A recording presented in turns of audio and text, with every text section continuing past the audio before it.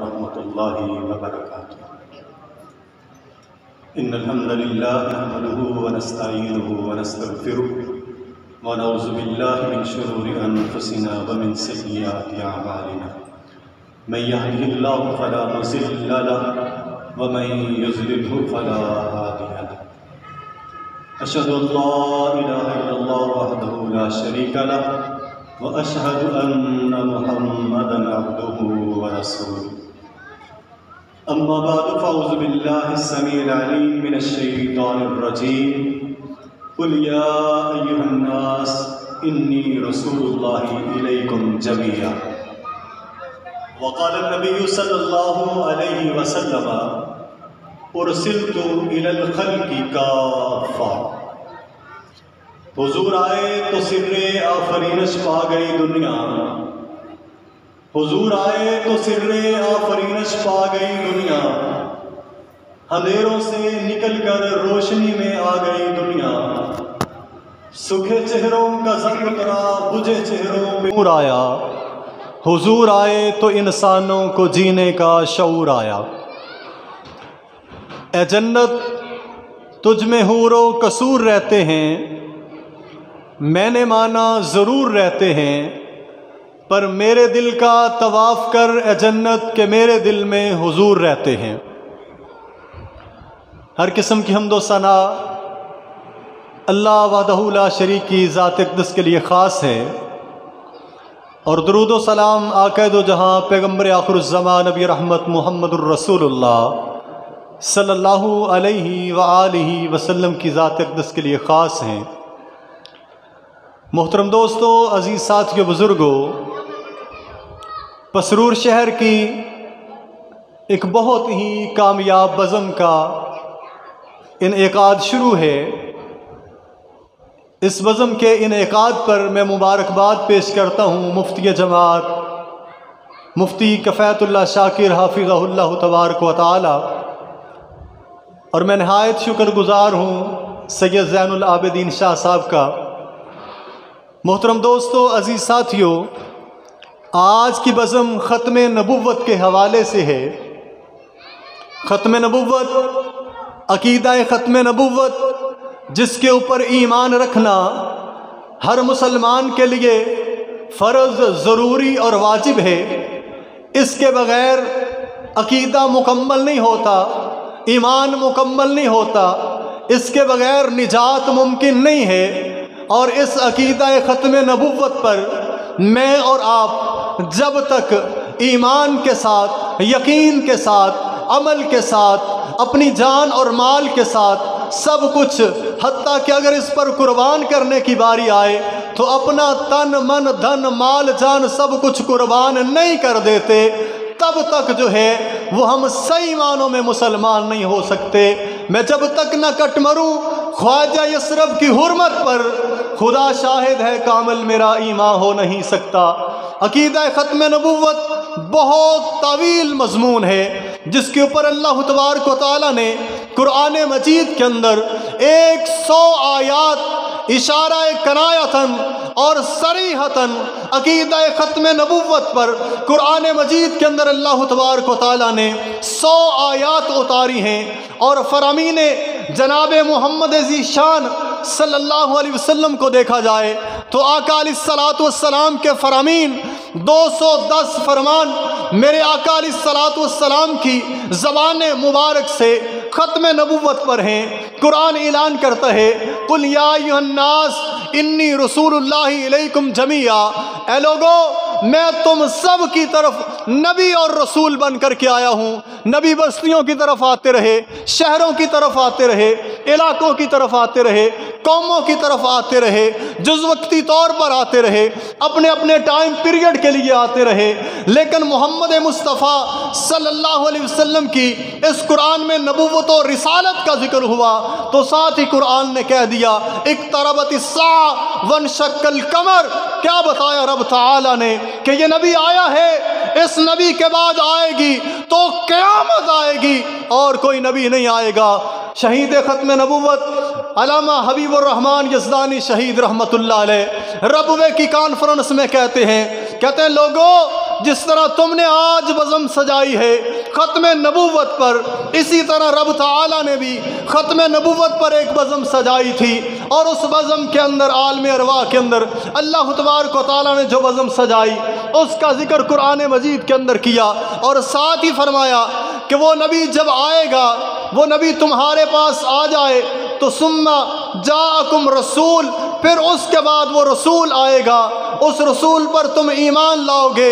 اور حضرت فرماتے ہیں، فرمایا ثم تراخی کے لیے آتا ہے، نبی سب سے آخری ہے، اور نبی سے پہلے آنے والے جتنے نبی تھے ان سب کی محمد ذیشان صلی اللہ علیہ وسلم نے تصدیق کر دی، اور نبی علیہ السلام کے بعد کوئی نبی آنا نہیں، اور جو دعویٰ کرے گا وہ دجال ہوگا، کذاب ہوگا، جھوٹا ہوگا، لعین ہوگا، مرتد ہوگا۔ اور اسی لیے تو امام ابو حنیفہ رحمۃ اللہ علیہ نے فرمایا اگر کوئی بندہ نبی علیہ السلام کی ذات کے بعد اعلان نبوت کرتا ہے تو اس اعلان نبوت کرنے والا تو کذاب، جھوٹا، دجال اور لعنتی ہے، لیکن اگر اس سے کوئی نبوت کی دلیل مانگ لے کہ تیری نبوت کی دلیل کیا ہے، یہ بندہ بھی دائرہ اسلام سے خارج ہو جاتا ہے۔ کیوں؟ اس نے جناب محمد ذیشان صلی اللہ علیہ وسلم کی زبان مبارک پہ شک کیا، اس نے قرآن مجید کی 100 آیات کا انکار کیا، کیونکہ نبی علیہ السلام نے فرما دیا تھا کہ تم آخری امت ہو اور میں آخری رسول ہوں، میرے بعد کوئی نبی رسول نہیں ہوگا، میرے بعد 30 جھوٹے دجال اور کذاب آئیں گے۔ اور اللہ تعالیٰ نے قرآن مجید کے اندر فرمایا الیوم اکملت لکم دینکم، میں نے تمہارا دین تم پر مکمل کر دیا ہوا ہے۔ اب اس دین کے بعد اللہ سورہ توبہ میں فرماتے ہیں کہ میں کسی دین کو دین ماننے کے لیے تیار ہی نہیں ہوں، اور فرمایا یہ دین اس لیے بھیجا گیا ہے هو اللہ الذی ارسل رسولہ بالہدی ودین الحق لیظہرہ علی الدین کلہ، یہ دین تو سارے دینوں کے اوپر غالب ہونے کے لیے آیا ہوا ہے، اور سارے ادیان باطلہ کو ملیا میٹ کر کے پوری دنیا کے اوپر ختم نبوت، ختم رسالت، جناب محمد ذیشان صلی اللہ علیہ وسلم کی ختم نبوت کا جھنڈا گاڑنے کے لیے آیا ہوا ہے۔ اگر میں دلائل پہ بات کروں تو بات لمبی ہو جائے گی، میں ختم نبوت کے حوالے سے سب سے پہلے شہید ختم نبوت سیدنا حبیب بن زید کی بات کروں تو جنہیں رسول اللہ صلی اللہ علیہ وسلم نے مسیلمہ کذاب کی طرف کاسد بنا کر کے بھیجا تھا، اور وہ مسیلمہ کذاب کی طرف جب نبی علیہ السلام کے کاسد بن کے گئے اور جا کر کے اپنی چٹھی رسول اللہ صلی اللہ علیہ وسلم نے جو بھیجی تھی وہ مسیلمہ کذاب کو دی، تو مسیلمہ کذاب نے ان کو قید کر لیا، ان پر ظلم و ستم کے پہاڑ توڑے اور انہیں قید میں ڈال دیا، اور پھر اگلے دن لوگوں کے سامنے پیش کرتے ہیں اور کہتے ہیں، مسیلمہ کذاب حضرت حبیب بن زید سے کہتا ہے، حبیب بن زید بتاؤ محمد مصطفیٰ صلی اللہ علیہ وسلم کو اللہ کا رسول مانتے ہو کہ نہیں؟ سیدنا حبیب بن زید کہتے ہیں ہاں میں جناب محمد بن عبداللہ کو اللہ کا آخری اور سچا رسول مانتا ہوں۔ اور پھر مسیلمہ کہتا ہے کیا مجھے بھی تم نبی ماننے کے لیے تیار ہو یا نہیں ہو؟ تو سیدنا حبیب بن زید کہتے ہیں میں تو بہرا ہوں، میں تیری بات سنتا ہی نہیں۔ اگر پنجابی میں بتاؤں تو حبیب بن زید کے کہنے کا مقصد یہ تھا تو اتنی گندی بات کر رہا ہے کہ میرے کان اتنی گندی بات سننے کے لیے تیار ہی نہیں ہے۔ اور سیدنا حبیب بن زید ماشاءاللہ جی اہلا و سہلا مرحبا کہتے ہیں مفتی جماعت مفتی کفایت اللہ شاکر صاحب کو، اللہ تعالیٰ ان کے علم عمل کے اندر برکت عطا فرمائے اور ان کا سایہ تا دیر قائم فرمائے۔ میں اپنی بات کو انتہائی اختصار کے ساتھ ختم کر رہا ہوں۔ سیدنا حبیب بن زید رضی اللہ تعالیٰ عنہ کا ایک ایک جز کاٹا جاتا ہے، ایک ایک انگ کاٹا جاتا ہے، اور پھر پوچھا جاتا ہے کہ بتاؤ اسی ظالمانہ طریقے کے ساتھ یا تو شہید کر دیے جاؤ گے یا میری نبوت کو مانو۔ تو مسیلمہ کذاب کی نبوت کا حضرت حبیب بن زید انکار کرتے ہیں۔ یہ پہلے شہید ختم نبوت ہیں، اور پہلا شہید ختم اس کی شہادت کے لیے جمار کا ہوتا ہے سیدنا ابوبکر صدیق رضی اللہ تعالیٰ عنہ کی خلافت کا زمانہ ہے۔ سیدنا ابوبکر صدیق مسلمانوں کو حکم دیتے ہیں، فرمایا مسیلمہ کذاب کے خلاف لڑنے کے لیے نکلو تاکہ یہ ختم نبوت پر جو ڈاکہ ڈالا جا رہا ہے اس کا کلا کما کیا جائے۔ اور لوگوں کو نکلنے کا کہا، بدری صحابیوں کو عام جنگوں پہ نہیں نکالا جاتا، احد کے صحابہ کو عام جنگوں پہ نہیں نکالا جاتا۔ آج حضرت ابوبکر صدیق فرماتے ہیں آج بدر والے بھی نکلے، احد والے بھی نکلے، اور پھر جناب ابوبکر صدیق رضی اللہ تعالیٰ عنہ کی آواز غمناک ہو جاتی ہے، آنکھوں میں آنسو آ جاتے ہیں، دل بوجھل ہو جاتا ہے، غمگین آواز کے ساتھ کہتے ہیں لوگو سنو، سارے کے سارے مسلمہ کذاب کے خاتمے کے لیے نکلو، اگر ابو بکر کو جنگلی درندے بھی آ کر کے اٹھا کر کے لے جائیں، مدینہ ویران بھی ہو جائے، تو مسلمہ کذاب کے خلاف نکلو۔ مسلمان نکلے، 13,000 کا لشکر ہے، سامنے مسلمہ کذاب کا 40,000 کا لشکر ہے۔ یہ ختم نبوت کے پروانے اور دیوانے حملہ کرتے ہیں مسلمہ کذاب کے حواریوں پر، اور یہ 40,000 کا لشکر مسلمہ کذاب کا 13,000 کے مقابلے میں ٹک نہیں پاتا، اپنے قلعے کے اندر بند ہو جاتے ہیں۔ آخری بات ذرا دل پہ ہاتھ رکھ کے سننا، اس مارکے کے اندر